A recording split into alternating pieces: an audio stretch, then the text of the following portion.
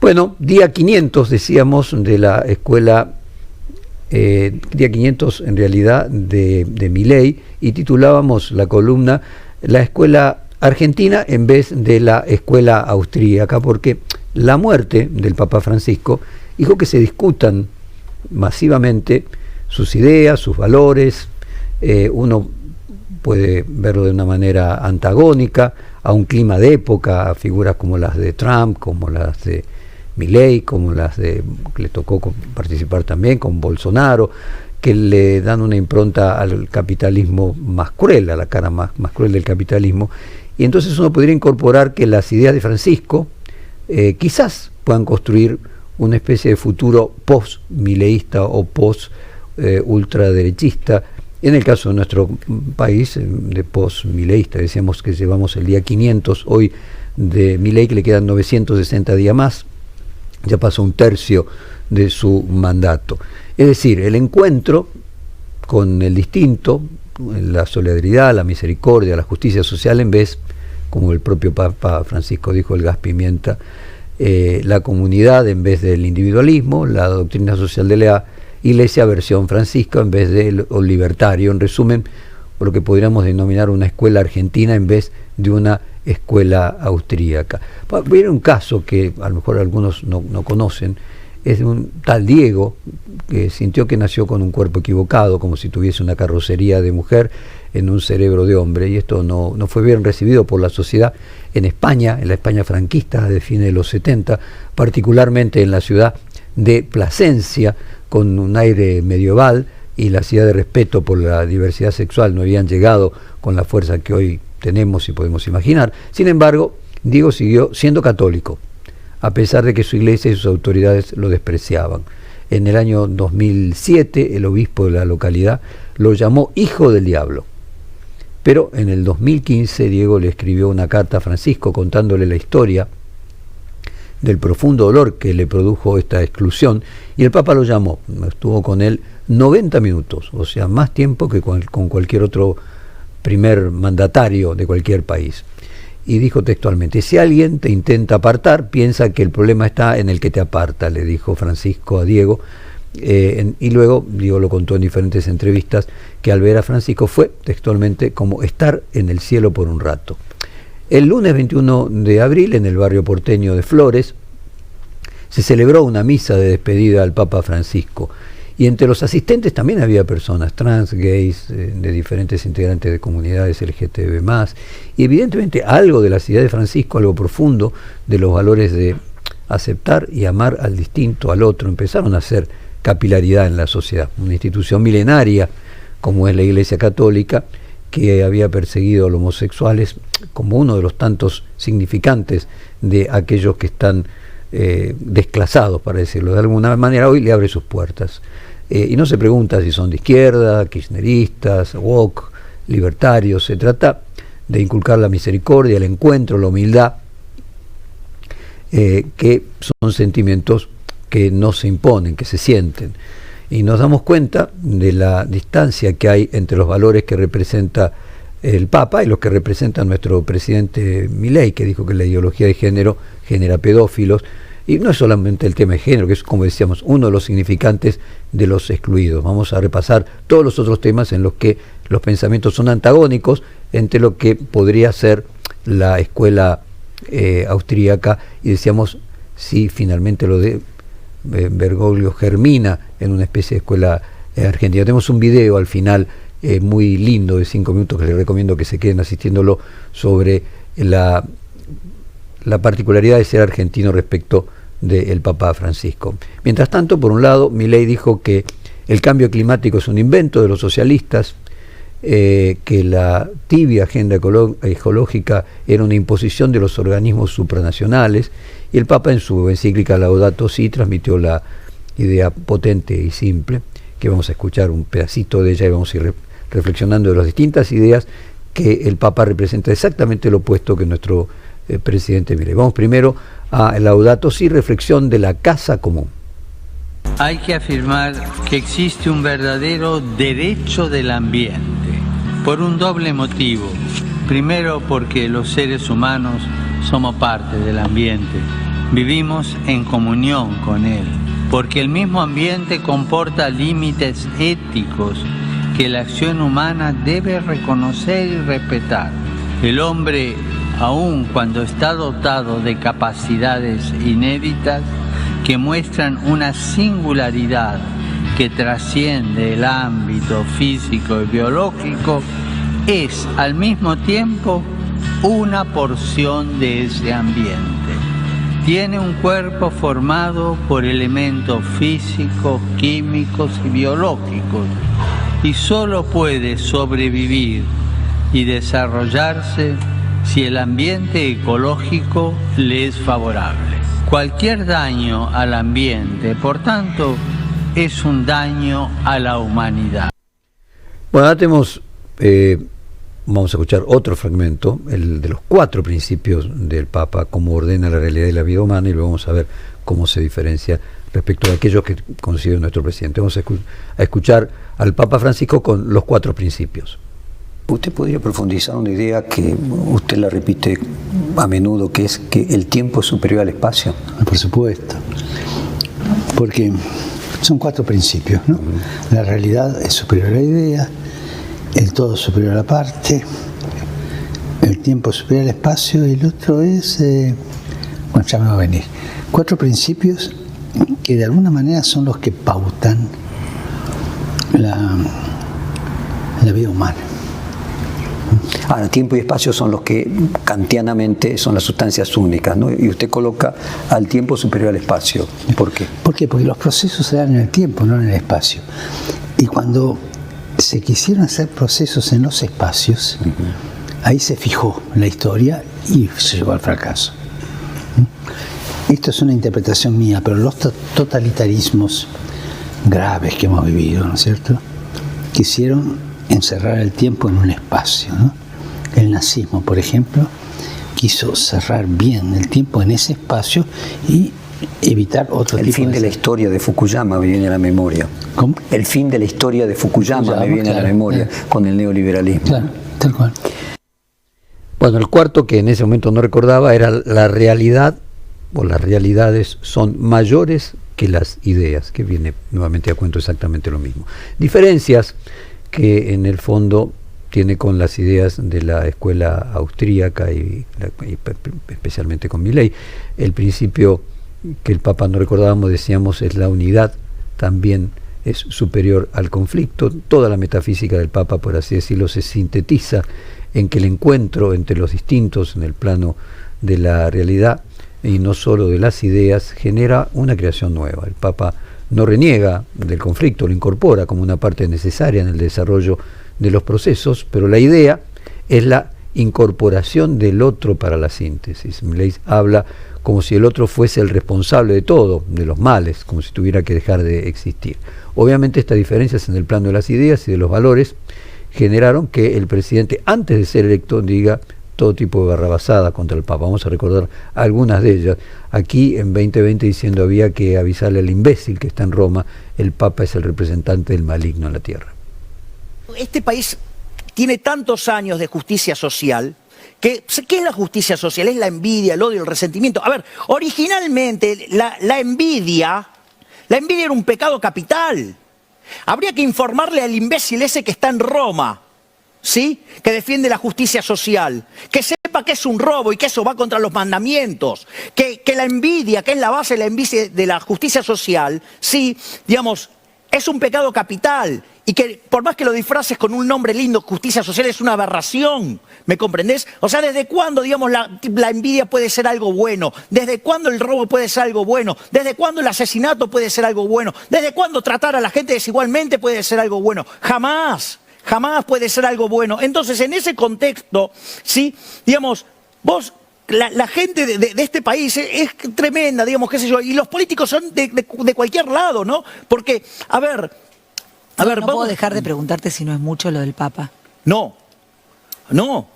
El Papa, sí, lo voy a decir de frente, es el representante del maligno en la tierra, ocupando el trono de la casa de Dios.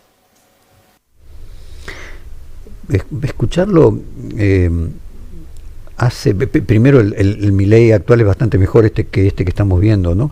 menos mal. Pero ¿cómo se pudo haber elegido una persona así, ¿no? O sea, qué mal que estábamos los argentinos para ver estas cosas y que nos resultaran indiferentes, ¿no?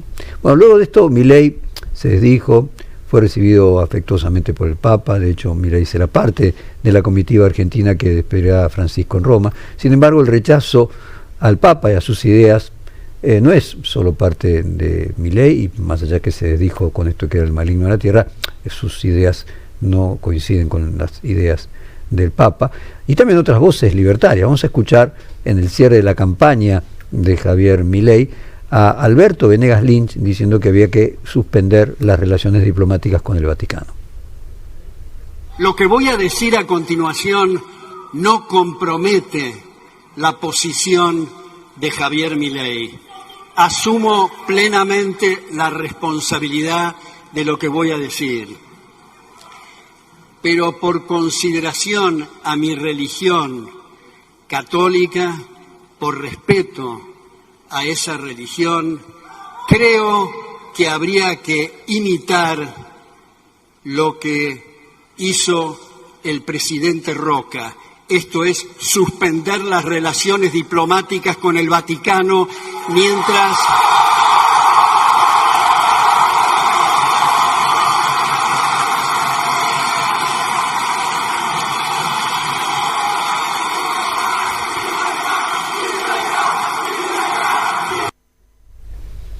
ustedes escucharon, ¿no? La gente ahí aplaudía esas barbaridades. Una persona inteligente como es Alberto Venegas Lynch, lo que demuestra que la inteligencia no es un antídoto para la estupidez. Esto fue luego de que Milei empezara a desdecirse, pero más allá de las tácticas del presidente para con el Papa, en estos 500 días de gobierno mantuvo su combate contra el corazón de las ideas y de los valores, por ejemplo, la justicia social, que representa la Iglesia Católica, no solamente el Papa. Hay quienes creen que la justicia social es un concepto creado por el peronismo, cuando la idea viene de la Iglesia Católica. El término empieza a tomar fuerza en el siglo XIX, se institucionaliza de forma clara en la encíclica Rerum Novarum en 1891, escrita por el Papa León XIII, que marcó el nacimiento formal de la doctrina social de la Iglesia. Ahí se aborda la cuestión obrera, el conflicto entre el capital y el trabajo, la necesidad de un salario justo, el derecho de la propiedad privada, también su función social, y todas estas tonterías que se dicen acá de que el Papa es peronista, cuando en realidad el peronismo tomó de la doctrina social de la Iglesia medio siglo antes, lo había hecho la doctrina social de la Iglesia, algunos de los elementos sustanciales de su ideología. Es esencia la justicia social, principio sobre el cual las personas deben tener acceso a determinados bienes materiales y espirituales mínimos y necesarios para una vida digna, y la sociedad tiene la obligación de garantizar condiciones estructurales que lo hagan posible para todos. Pero recordemos qué piensa el presidente Milei respecto de la justicia social. Esto fue tras ganar las PASO, dijo: el fin del modelo de la casta, cuya máxima expresión es la aberración de la justicia social. Lo que les quiero contar es que estamos frente al fin del modelo de la casta, ese modelo basado en esa atrocidad que dice que donde hay una necesidad nace un derecho, pero se olvida que ese derecho alguien lo tiene que pagar, cuya máxima expresión es esa aberración llamada la justicia social, que es injusta porque implica un trato desigual frente a la ley, pero además está precedida de un robo. Ese modelo que se traduce en fuerte déficit fiscal, donde Argentina, de los últimos 122 años, tuvo déficit durante 112. El problema del planteo del presidente es que la justicia social no habla de la satisfacción de las necesidades infinitas, plantea que hay que satisfacer las necesidades básicas, las que obligan a una vida digna, a vivienda, alimentos, salud. En palabras del propio Milei, el presidente incurre en la falacia del hombre de paja, inventa un adversario con ideas exageradas y mal fundamentadas con la que poder discutir mejor. La idea de la justicia social se resume a que nadie tiene que pasar hambre, frío, dormir en la calle, sufrir enfermedades sin ser atendido. Es tan básica y humana que oponerse resulta totalmente incomprensible. Algo de estas ideas llegaron a Juan Grabois, que además de estar formado en política, tiene una formación católica, y el dirigente social, en el debate que tuvo con Milei y que tuve el gusto de moderar en el marco de la campaña presidencial de Milei, trató de ser sintetizada en una posición respecto al salario universal. Vamos a escuchar este fragmento de ese debate en el año 2022, Grabois sobre el salario básico universal y la respuesta de Milei. El sentido de nuestras organizaciones es su autodesolución. O sea, si nuestras organizaciones perduran en el tiempo, es sinónimo de un fracaso. O si perduran manteniendo su naturaleza. Porque la naturaleza de nuestras organizaciones es darle curso a la lucha de los excluidos, las excluidas, contra la exclusión. O sea, que dejen de estarlo. O sea, que desaparezca ese problema. Si no hay más excluidos, no hay más necesidad de este tipo de organizaciones. Entonces, el salario básico universal es una herramienta fundamental para resolver uno de los aspectos de la exclusión social, que es el ingreso de los que no tienen un ingreso estable, que es tener una mínima estabilidad para poder planificar un poquito tu vida, para poder liberar un pedazo de la capacidad cognitiva y creativa del ser humano, que cuando está puesta en función de la subsistencia, se concentra en ese objetivo y no puede mirar más allá. No podemos mirar más allá cuando tenemos una urgencia tan acuciante. Hay en algún experimento en la neurociencia, pero es algo de observación empírica muy elemental. Entonces, el salario básico universal resuelve un aspecto del problema. Pero hay otros aspectos del problema que no resuelve. El trabajo tiene un carácter objetivo y un carácter subjetivo. Típica frase de doctrina social de la Iglesia. El carácter objetivo del trabajo tiene que ver efectivamente con su productividad, con la creación de bienes y servicios. Y el carácter subjetivo tiene que ver con la dignidad del trabajo, el enriquecimiento espiritual del ser humano cuando trabaja en circunstancias de libertad y creatividad y respeto a sus derechos elementales. Bueno, ahora vamos a la respuesta que Milei miraba asombrado a lo que decía Grabois, y la asombrosa respuesta de Javier Milei cuando dijo: podés elegir morirte de hambre. Escuchémoslo. Cosas que llevan al ser humano a hacer cosas contra su libre voluntad.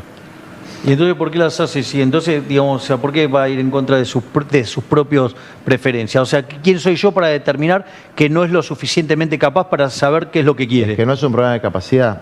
Si vos tenés que elegir entre no comer y ser explotado durante 18 horas, o 14 horas, o 10 horas, yo elegiría ser explotado.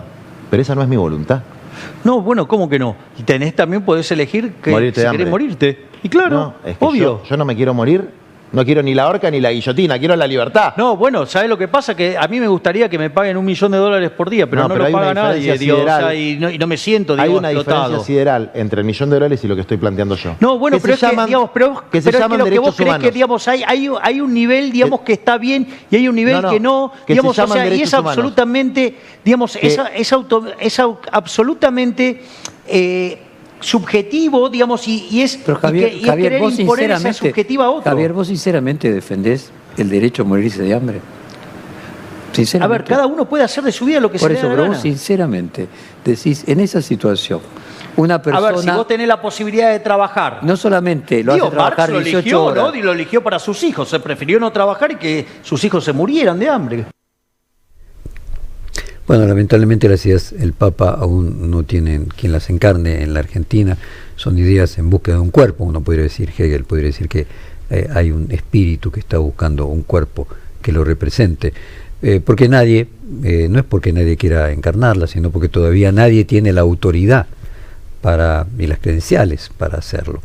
el peronismo por estar más enfrascado en su interna que estar cerca de quienes sufren por las políticas de Milei, por haber protagonizado un gobierno que fracasó, debe renovarse si quiere encarnarlas. El resto de las fuerzas políticas aún no queda claro si son opositoras o oficialistas. Hay dirigentes valiosos en todo el arco político. Tal vez las ideas de Francisco puedan significar un marco común de unidad en algún momento futuro. Como bien decía Freud, yo repito siempre, a partir de la muerte del Papa, el Padre muerto es introyectado y está más presente que nunca dentro de cada uno, y todos aquellos que tuvimos la mala fortuna de perder a nuestro Padre sabemos lo que digo y cómo se lo recuerda cuando, mucho más que cuando estaba vivo y se lo tenía presente o se lo visitaba, cómo su presencia se transforma en omnipresencia. La mayor presencia, siempre repito esa frase de Lacan, es la presencia de la ausencia, cuando algo se hace notar, que emerge su falta, y eso es obviamente cuando no se lo tiene.